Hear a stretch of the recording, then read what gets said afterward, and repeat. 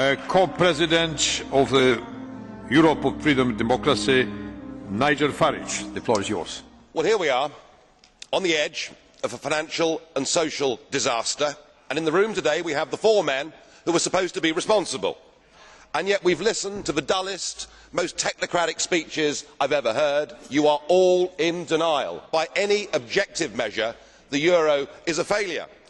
And who is actually responsible? And who's in charge out of you lot? Well, of course, the answer is none of you, because none of you have been elected. None of you actually have any democratic legitimacy for the roles that you currently hold within this crisis. And into this vacuum, albeit reluctantly, has stepped Angela Merkel. And we are now living in a German-dominated Europe. Something that the European project was actually supposed to stop. Something that those that went before us actually paid a heavy price in blood to prevent.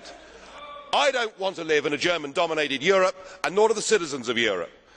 But you guys have played a role, because when Mr Papandreou got up and used the word referendum, or Mr Rehn, you described it as a breach of confidence, and your friends here got together like a pack of hyenas, rounded on Papandreou, had him removed and replaced by a puppet government. What an absolutely disgusting spectacle that was. And not satisfied with that, you decided that Berlusconi had to go.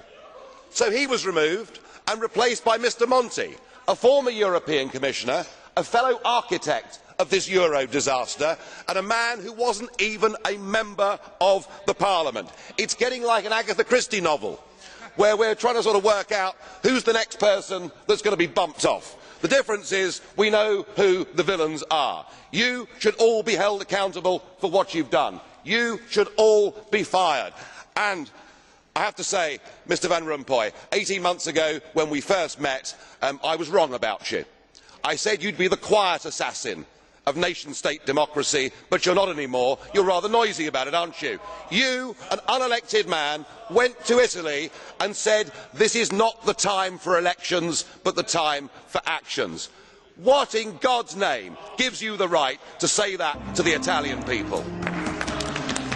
Thank you. Then